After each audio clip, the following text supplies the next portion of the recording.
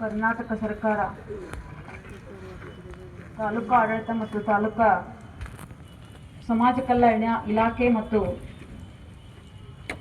ಅವರ ಸಂಯುಕ್ತ ಆಶ್ರಯದಲ್ಲಿ ಹಮ್ಮಿಕೊಂಡಿರುವಂತಹ ಹಸಿರು ಕ್ರಾಂತಿಯ ಹರಿಕಾರರು ಆಗಿರುವಂತಹ ಸಮಾನತೆಯ ಸಾಧಕರು ಆಗಿರುವಂತಹ ಡಾಕ್ಟರ್ ಬಾಬು ಜಗಜೀವನ್ ರಾವ್ ಅವರ 119ನೆಯ ಜಯಂತ್ಯೋತ್ಸವದ ಅಂಗವಾಗಿ ವೇದಿಕೆ ಮೇಲೆ ಆಸೀನರಾಗಿರುವಂತಹ ಎಲ್ಲ ನನ್ನ ಮಾರ್ಗದರ್ಶಕರಿಗೆ ತುಂಬು ಹೃದಯದ ನಮನಗಳನ್ನು ಸಲ್ಲಿಸುತ್ತೇನೆ.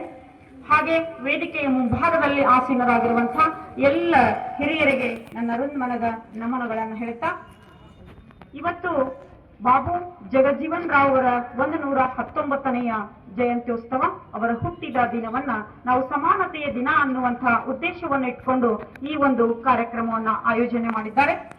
ಬಾಬು ಜಗಜೀವನ್ ರಾವ್ ಅವರಿಗೆ ಈಗಾಗಲೇ ನಾವು ಪುಷ್ಪ ಅರ್ಪಿಸುವುದರ ಮೂಲಕ, ನಮನಗಳನ್ನ ನೀಡುವುದರ ಮೂಲಕ ನಾವು ಗೌರವವನ್ನ ಸಲ್ಲಿಸಿದ್ದೇವೆ. ಈಗಾಗಲೇ ನಮ್ಮ ದಮ್ಮೂರ್ ಮಠ್ ಸರ್ ಅವರು ಬಾಬು ಜಗಜೀವನ್ ರಾವ್ ಅವರನ್ನ ಕುರಿತು ನಮ್ಮ ಮಾರ್ಗದರ್ಶಕರು, ಇಲಾಖೆಯ ಅಧಿಕಾರಿಗಳು ಅವರ ಪರಿಚಯವನ್ನ ಈಗಾಗಲೇ ಮಾಡಿದ್ದಾರೆ. ಬಾಬು ಜಗಜೀವನ್ ರಾವ್ ಬಗ್ಗೆ ಡಾಕ್ಟರ್ ಬಾಬು ಜಗಜೀವನ್ ರಾವ್ ಅನ್ನುವಂತಹ ಒಂದೊಂದು ಪದದ ಅರ್ಥವನ್ನ ನನ್ನದೇ ಆದ ವಿಚಾರದಲ್ಲಿ ಬರೆದಿದ್ದೇನೆ. ಅದನ್ನ ಮೊದಲು ತಿಳಿಸಿ ನಾನು ಮುಂದೆ ಅವರ ಬಗ್ಗೆ ಮಾತಾಡಲಿಕ್ಕೆ ಇಷ್ಟಪಡ್ತೇನೆ.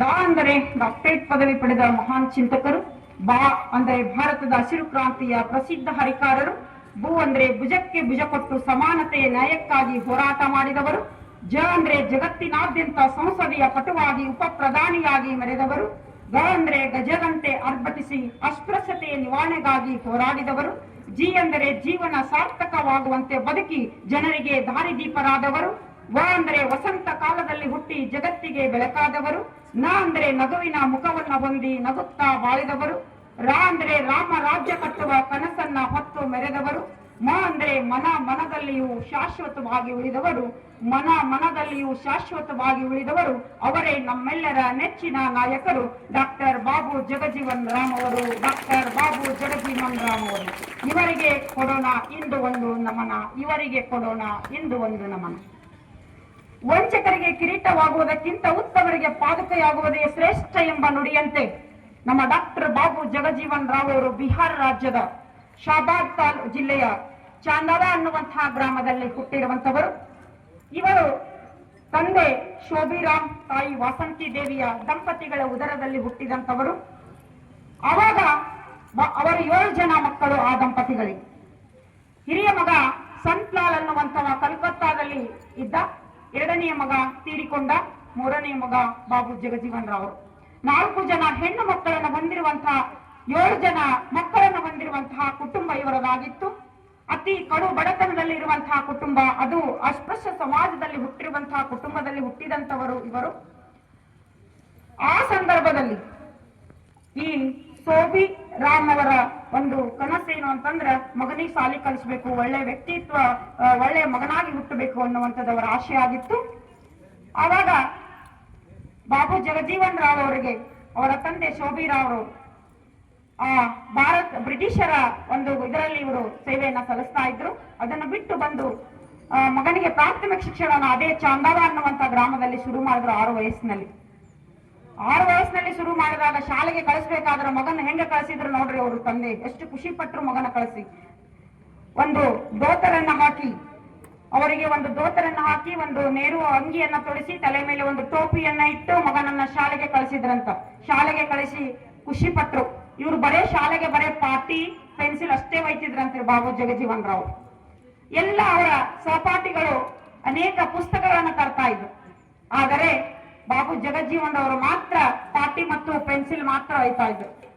ಅವರನ್ನು ನೋಡಿ ಇವರೇನೋ ಪುಸ್ತಕಗಳು ತರ್ತಾರಲ್ಲ ಅಂತ ತಿಳ್ಕೊಂಡು ಬಾಬು ಜಗಜೀವನ್ ರಾವ್ ಅವರ ಮನೆಯಲ್ಲಿ ಧಾರ್ಮಿಕ ಗ್ರಂಥಗಳು, ತುಳಸಿದಾಸ್, ರಾಮದಾಸ್ ಅವರ ಅನೇಕ ಕೃತಿಗಳು ಅವರ ಮನೆಯಲ್ಲಿ ಗ್ರಂಥಗಳಿದ್ದು, ಅವರ ತಾಯಿ ಕೂಡ ಅನೇಕ ದೈವ ಭಕ್ತಿಯಾಗಿದ್ದು, ಅವರು ಕೂಡ ಮಗನಿಗೆ ಒಳ್ಳೊಳ್ಳೆ ವಿಚಾರಗಳನ್ನ ತಿಳಿಸಿಕೊಡ್ತಾ ಇದ್ರು. ತಾಯಿಯೇ ಮನೆಯೇ ಮೊದಲ ಪಾಠಶಾಲೆ, ತಾಯಿ ತಾನೇ ಮೊದಲ ಗುರು.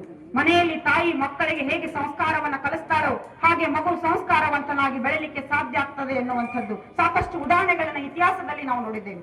ನಮ್ಮ ಡಾಕ್ಟರ್ BR ಅಂಬೇಡ್ಕರ್ ಆಗಿರ್ಬೋದು, ಬಾಬು ಜಗಜೀವನ್ ರಾವ್ ಆಗಿರ್ಬೋದು, ಛತ್ರಪತಿ ಶಿವಾಜಿ ಆಗಿರ್ಬೋದು, ಮರಾಠ ಸಾಮ್ರಾಜ್ಯದ ಸ್ಥಾಪಕ, ಅನೇಕ ವ್ಯಕ್ತಿಗಳನ್ನ ಇತಿಹಾಸದ ಪುಟದಲ್ಲಿ ನಾವು ನೋಡ್ತಾ ಹೋದ್ರೆ ತಾಯಿಯೇ ಅವರಿಗೆ ಪ್ರೇರಣೆಯಾಗಿ ನಿಲ್ತಾಳೆ ಅನ್ನುವಂಥದ್ದು. ವಾಸಂತಿ ದೇವಿ ಬಹಳಷ್ಟು ಮಗನನ್ನ ಧಾರ್ಮಿಕದರಲ್ಲಿ ಇದು ಬಹಳಷ್ಟು ಪ್ರೇರಣೆಯನ್ನ ಕೊಟ್ಟು ಬೆಳೆಸಿದ್ಲು. ಒಂದು ದಿನ ಶಾಲೆಗೆ ಎಲ್ಲರೂ ನೋಡಿ ಪುಸ್ತಕ ತಗೊಂಡು ಹೋಗೋದನ್ನ ನೋಡಿ ಇವರು ಕೂಡ ಮನೆಯಲ್ಲಿರುವಂತಹ ಧಾರ್ಮಿಕ ಗ್ರಂಥಗಳನ್ನ ಚೀಲದೊಳಗೆ ಇಟ್ಕೊಂಡು ಹೋಗ್ತಾ ಇದ್ರಂತ. ನೋಡ್ರಿ ಎಷ್ಟೊಂದು ಅವ್ರಿಗೆ ಖುಷಿ ಆಗ್ತಿತ್ತಂತ ತಂದೆಗೆ. ನೋಡಿ ನನ್ನ ಮಗ ಪುಸ್ತಕದ ಕಡೆ ಪ್ರೇಮಿ, ಪುಸ್ತಕ ಪ್ರೇಮಿಯಾಗಿದ್ದಾನೆ, ಪುಸ್ತಕಗಳನ್ನ ತೆಗೆದುಕೊಂಡು ಹೊಂಟಿದ್ದಾನ ಅಂತ ತಿಳ್ಕೊಂಡು ಒಳೊಳಗೆ ಖುಷಿ ಪಡುವಂತ ತಂದೆಯನ್ನ ನೋಡ್ಬೇಕಾದ್ರೆ ಬಹಳ ನಮಗೆ ಹೆಮ್ಮೆ ಅನಿಸ್ತದೆ. ಒಂದು ಅಸ್ಪೃಶ್ಯ ಸಮಾಜದಲ್ಲಿ ಹುಟ್ಟಿರುವಂತ ಒಬ್ಬ ವ್ಯಕ್ತಿಗಳ ಬಗ್ಗೆ ಮಾತಾಡ್ತಾ ಇದ್ರೆ ನೋಡಿ, ಇವತ್ತು ದೇಶದಲ್ಲಿ ಉಪ ಪ್ರಧಾನಿಯಾಗಿ, ಹಸಿರು ಕ್ರಾಂತಿ ಹರಿಕಾರರಾಗಿ, 34 ವರ್ಷಗಳ ಕಾಲ ಸಂಸದ ಪಟುವಾಗಿ, ಸಂಸದ ಕಿಂಗ್ ಆಗಿ ಮೆರೆದಂತಹ ಬಾಬು ಜಗಜೀವನ್ ರಾವ್ ಅವರ ಬಗ್ಗೆ ಮಾತಾಡ್ತಾ ಹೋದ್ರೆ ಒಂದು ದಿನ ಸಾಲೋದಿಲ್ಲ. ಅಷ್ಟೊಂದು ಅದ್ಭುತವಾದ ವ್ಯಕ್ತಿ ಅವರು ಆಗಿದ್ದಾರೆ ಅನ್ನೋದಕ್ಕ ಇವತ್ತಿನ ವೇದಿಕೆ ಸಾಕ್ಷಿಯಾಗಿದೆ ಎನ್ನುವಂಥದ್ದು. ಸಮಾನತೆ ಸಾಧಿಸಬೇಕು ಅನ್ನೋದವರ ಗುರಿಯಾಗಿತ್ತು ಬಾಬು ಜಗಜೀವನ್ ರಾಮ್ ಅವರು.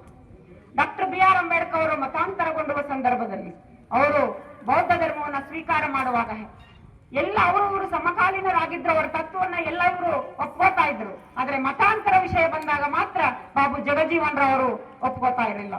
ಹಿಂದೂ ಧರ್ಮದಲ್ಲೇ ಇದ್ದುಕೊಂಡು ಅಸ್ಪೃಶ್ಯತೆ ನಿವಾರಣೆಗಾಗಿ ನಾವು ಹೋರಾಟ ಮಾಡೋಣ, ನಾವ್ಯಾಕೆ ಬೇರೆ ಧರ್ಮವನ್ನ ಮತಾಂತರವ ಬೇರೆ ಧರ್ಮಕ್ಕೆ ಸೇರೋಣ ಅನ್ನೋ ಮಾತನ್ನ ಬಾಬು ಜಗಜೀವನ್ ರಾವ್ ಅವರು ಹೇಳ್ತಾ ಇದ್ರು. ನೋಡ್ರಿ ಎಂತ ಒಂದು ಮನಸ್ಥಿತಿ ಅವರದಾಗಿತ್ತು.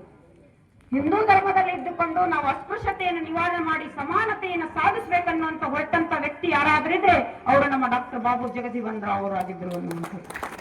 ಹಾಗಾಗಿ ಇವತ್ತು ವೇದಿಕೆ ಮೇಲೆ ನಾವೆಲ್ಲ ಇಲಾಖೆ, ಶಿಕ್ಷಣ ಇಲಾಖೆ ಅಧಿಕಾರಿಗಳು, ಪೊಲೀಸ್ ಇಲಾಖೆ ಅಧಿಕಾರಿಗಳು, ಸಮಾಜ ಕಲ್ಯಾಣ ಇಲಾಖೆ ಅಧಿಕಾರಿಗಳು, ವೈದ್ಯಕೀಯ ಕ್ಷೇತ್ರದ ಇಲಾಖೆ ಅಧಿಕಾರಿಗಳು ಒಟ್ಟಾರೆ ಕೂತ್ಕೊಂಡಿದ್ದೇವೆ ವೇದಿಕೆ. ಸಮಾನತೆಯ ನಿಟ್ಟಿನಲ್ಲಿ ನಮ್ಮ ಬಾಬು ಜಗಜೀವನ್ ರಾವ್ ಅವರು ಕೂಡ ಸಮಾನತೆ ಆಗ್ಬೇಕು, ನಾವೆಲ್ಲ ಒಂದೇ ವೇದಿಕೆಯಲ್ಲಿ ಇರಬೇಕು ಅನ್ನುವಂತ ಕನಸನ್ನ ಹೊತ್ತಂತವರಾಗಿದ್ರು ಅನ್ನುವಂಥದ್ದು. ಹಾಗೆ ಸರ್ ಅವರು ಹೇಳಿದ್ರು, ಏನ್ ಹೇಳಿದ್ರು ಅಂತಂದ್ರ ಅವರು ನೀರಿನ ಸಲುವಾಗಿ ಪ್ರಾಥಮಿಕ ಹಂತದಲ್ಲಿ ಧೈರ್ಯದಿಂದ ಹೋರಾಟ ಮಾಡಿದ್ರು. ಎರಡು ಗಡಿಗೆಗಳನ್ನ ಇಟ್ಟಿದ್ರು ಅಲ್ಲಿ ಅಂತ ಈಗಾಗಲೇ ನಮ್ಮ ಸರ್ ಅವರು ಮಾತಾಡಿದ್ದಾರೆ. 2 ಗಡಿಗೆಯಲ್ಲಿ ಒಂದು ಹಿಂದೂ ಧರ್ಮ, ಇನ್ನೊಂದು ಇಸ್ಲಾಂ ಧರ್ಮದವರಿಗಾಗಿ ಇಟ್ಟಿದ್ರು. ಅದನ್ನ ನೀರು ದಿನ ಯಾರು ಹಾಕ್ತಾ ಇದ್ದಾರೆ ಅಂದ್ರೆ ವಾಚ್ಮನ್ ಅವರಿಗೆ ನೀರು ಹಾಕ್ತಾ ಇದ್ದ, ಗ್ಲಾಸ್ ನಲ್ಲಿ ತಗೊಂಡು ಕುಡಿತಾ ಇದ್ರು. ಒಂದು ದಿನ ಅವನು ಬರಲಿಲ್ಲ. ಬರದೇ ಇರುವ ಸಂದರ್ಭದಲ್ಲಿ ಇವರೇ ಹೋಗಿ ನೇರವಾಗಿ ಆ ಹಿಂದೂ ಧರ್ಮದಲ್ಲಿ ಇಟ್ಟಂತ ಗಡಿಗೆಯ ನೀರನ್ನ ತಗೊಂಡು ಕುಡಿದ್ರು. ಉಳಿದೆಲ್ಲ ಸುವರ್ಣೀಯ ಜನಾಂಗದವರು, ಮೇಲ್ಜಾತಿಯ ಜನಾಂಗದವರು ಅದಕ್ಕೆ ವಿರುದ್ಧ ಮಾಡಿ ಮುಖ್ಯೋಪಾಧ್ಯಾಯರ ಬಳಿ ಹೋಗಿ ಏನ್ ಮಾಡಿದ್ರು ಅಂದ್ರೆ ಒಂದು ಮನವಿಯನ್ನ ಕೊಟ್ಟರು.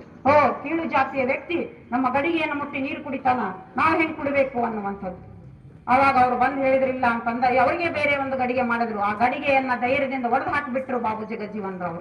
ಒಡೆದು ಹಾಕಿದಾಗ ಆ ಗಡಿಗೆ ಒಡೆದ ತಕ್ಷಣ ಮತ್ತೊಂದು ಗಡಿಗೆ ತಂದಿಟ್ರು ಮುಖ್ಯ ಗುರುಗಳು, ಅದನ್ನ ಕೂಡ ಒಡೆದು ಹಾಕಿಬಿಟ್ರು. ಅವಾಗ ಗೊತ್ತಾಯ್ತು ಅವರಿಗೆ ಗಡಿಗೆ ಹೊಡಿತಾರಂದ್ರ ಇಲ್ಲೇನೋ ಒಂದು ಹೋರಾಟ ನಡೀತಾ ಇದೆ.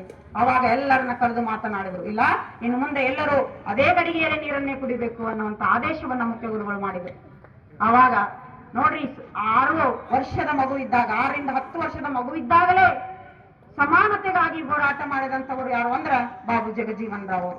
ಇಂಥ ಒಂದು ಹೋರಾಟದ ಮಧ್ಯದಲ್ಲಿ ಕಪಿಲಮುನಿ ಅನ್ನುವಂತಹ ಸರ್ ಹೇಳಿದ್ರು, ಕಪಿಲಮುನಿ ತಿವಾರಿ ಎನ್ನುವಂತಹ ಮುಖ್ಯ ಗುರುಗಳು, ಬ್ರಾಹ್ಮಣ ಗುರುಗಳು, ನಮ್ಮ ಅಂಬೇಡ್ಕರ್ ಅವರಿಗೆ ಕೂಡ ಅಂಬಾ ವಾಡೇಕರ್ ಅನ್ನುವಂತ ಬ್ರಾಹ್ಮಣ ಗುರುಗಳ ಆಶೀರ್ವಾದದಿಂದಲೇ ಅಂಬಾ ವಾಡೇಕರ್ ಅನ್ನುವಂಥವರಿಂದ ಅಂಬೇಡ್ಕರ್ ಅನ್ನುವಂತ ಹೆಸರನ್ನ ಪಡ್ಕೊಂಡು ನೋಡ್ರಿ, ಈ ಅಸ್ಪೃಶ್ಯ ಸಮಾಜದಲ್ಲಿ ಹುಟ್ಟಿದಂತ ವ್ಯಕ್ತಿಗಳು ಸಾಧನೆ ಮಾಡಿ ಅವರ ಹೆಸರು ಉಳಿಸಿದಾರಂತಂದ್ರೆ ಅವರು ಮೇಲ್ಜಾತಿಯವರವರಿಗೆ ಪ್ರೋತ್ಸಾಹವನ್ನು ಕೊಟ್ಟಿದ್ದಾರೆ. ಮೇಲ್ಜಾತಿಯ ವ್ಯಕ್ತಿಗಳ ಪ್ರೋತ್ಸಾಹದಿಂದ ಆ ಗುರುಗಳು ಅವರಿಗೆ ನೋಡಿ, ಇಲ್ಲಿ ಶಾಲೆ ಕಲಿಬೇಕಾದ್ರೆ ಶಿಕ್ಷಕರು ಯಾರನ್ನೂ ಭೇದ ಭಾವ ಮಾಡೋದಿಲ್ಲ. ಆ ಜಾತಿ ಈ ಜಾತಿ ಎನ್ನುವಂತ ಭೇದ ಅಲ್ಲಿ ಇರೋದೇ ಇಲ್ಲ. ಎಲ್ಲರೂ ಒಂದೇ ಅನ್ನುವ ಭಾವನೆಯಲ್ಲಿ ನಮ್ಮ ಮಕ್ಕಳನ್ನ ಬೆಳೆಸ್ತಾ ಇರ್ತಾರೆ. ಆ ನಿಟ್ಟಿನಲ್ಲಿ ಗುರುಗಳು ಕೂಡ ಅವರಿಗೆ ಆ ರೀತಿ ಬೆಳೆಸ್ತಾ ಇದ್ರು. ಅವಾಗ ಇವರು ಇಡೀ ನಮ್ಮ ಜಿಲ್ಲೆಗೆ ಪ್ರಥಮ ಸ್ಥಾನ ಪಡ್ಕೊಂಡ್ರು ವಿದ್ಯಾಭ್ಯಾಸದಲ್ಲಿ ನಮ್ಮ ಬಾಬು ಜಗಜೀವನ್ ರಾವ್ ಮೆಟ್ರಿಕ್ಯುಲೇಷನ್. ಎಲ್ಲರೂ ಬಂದು ಕೀಳು ಜಾತಿಯ ಮಗು ಇಡೀ ಜಿಲ್ಲೆಗೆ ಪ್ರಥಮ ಹೆಂಗ್ ಬರ್ತಾನ, ನೀವು ಆ ಮಗುಗೆ ಅಷ್ಟೇ ಕಲಿಸಿ ಅಂತ ಎಲ್ಲಾ ಪಾಲಕರು ಬಂದು ಜಗಳ ತೆಗೆದ್ರು ಅವ್ರ ಜೊತೆ. ಅವಾಗ ಅವ್ರು ಹೇಳಿದ್ರು, ನಿಧಾನವಾಗಿ ಮಾತಾಡಿದ್ರು ಮುಖ್ಯ ಗುರುಗಳು, ಹೌದು ನೀವು ಕೇಳೋ ಪ್ರಶ್ನೆ ಸರಿ ಇದೆ, ಆದರೆ ನಾನು ಮಾತ್ರ ಅವರು ನಮ್ಮ ಶಾಲೆಗಷ್ಟೇ ಪ್ರಥಮ ಬಂದಿಲ್ಲ, ಇಡೀ ಜಿಲ್ಲಾದಾದ್ಯಂತ ಜಿಲ್ಲಾಕ್ಕೆ ಪ್ರಥಮ ಬಂದಿದ್ದಾರೆ. ಹಂಗಂದ್ರ ನನಗಷ್ಟೇ ಪ್ರಶ್ನೆ ಮಾಡ್ಬೇಡ್ರಿ, ಎಲ್ಲ ಜಿಲ್ಲೆಯ ಮುಖ್ಯ ಗುರುಗಳನ್ನ ಹೋಗಿ ನೀವು ಮಾತಾಡಿಸಿ ಕೇಳ್ರಿ, ಅವ್ರು ಹೇಳ್ತಾರೆ ನಿಮ್ಗ ಏನನ್ನೋದು ಅನ್ನುವಂಥದ್ದು. ನಾನಷ್ಟೇ ಕಲ್ಸೀನಿ ಅಂತ ನಿಮ್ ತಲೆ ಒಳ ಭಾವನೆ ಅದ. ಅವ್ರು ನಮ್ಮ ಶಾಲೆಗಷ್ಟೇ ಪ್ರಥಮ ಬಂದಿಲ್ಲ, ಇಡೀ ಜಿಲ್ಲಾಕ ಬಂದಾರ ಅವ್ರು. ಹಂಗಂದ್ರ ಎಲ್ಲರೂ ಅವ್ರಿಗಷ್ಟೇ ಕಲಿಸಿದಾರೇನೋ ಇಲ್ಲ, ಅವ್ರ ಬುದ್ಧಿಮಟ್ಟ, ಅವರ ಜ್ಞಾನ, ಅವರಲ್ಲಿರುವಂತಹ ಒಂದು ಪ್ರತಿಭೆ ಅದು ಅವರನ್ನ ಗುರುತಿಸ್ತಾ ಇದೆ. ಅದು ಅವ್ರು ಗುರುತಿಸಿ ಅವರು ಅದಕ್ಕಲ್ಲಿ ಪ್ರತಿಭೆ ಹೊರಗೆ ಬಂದಿದೆ.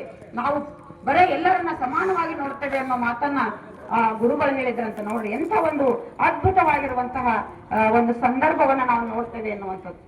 ಒಂದ್ಸಲ ಅವರು ಬಡತನ ಕುಟುಂಬದಲ್ಲಿ ಮನಿ ಜೋರಾಗಿ ಮಳೆ ಬಂತು. ಜೋರಾಗಿ ಮಳೆ ಬರುವ ಸಂದರ್ಭದೊಳಗ ಬಹಳಷ್ಟು ಅವ್ರ ಮನೆನೇ ಕೊಚ್ಕೊಂಡು ಹೋಯ್ತು ಹಳ್ಳದಲ್ಲಿ. ಹೋಗುವಾಗ ನಮ್ಮ ಬಾಬು ಜಗಜೀವನ್ ರಾವರು ಕೂಡ ಹಳ್ಳದಲ್ಲಿ ಹರ್ಕೊಂಡು ಹೊಂಟಿದ್ರು. ಅವಾಗ ಒಂದು ಮುದುಕಿ ಆಕೆಯ ಕೋಲನ್ನ ಅಡ್ಡಲಾಗಿ ಎಸೆದ್ಲಂತ. ಅಡ್ಡಲಾಗಿ ಎಸೆದಂತ ಕೋಲನ್ನ ಹಿಡ್ಕೊಂಡು ಬಾಬು ಜಗಜೀವನ್ ರಾವರು ಮತ್ತೆ ಅದನ್ನ ಹಿಡ್ಕೊಂಡು ಮೇಲೆತ್ತಿ ಬಂದು ಉಸಿರು ಬಿಟ್ಟು ಬದುಕಿದ್ರು. ಅವಳಿಗೆ ಕೋಲು ಕೊಟ್ಟು ಉಳಿಸಿದ್ರಲ್ಲ, ಅದರ ಋಣವಾಗಿ ಸಾಯುವವರೆಗೂ ಚಾಂದವ ನಗರಕ್ಕೆ ಹೋದಾಗ ಆ ಅಜ್ಜಿಯನ್ನ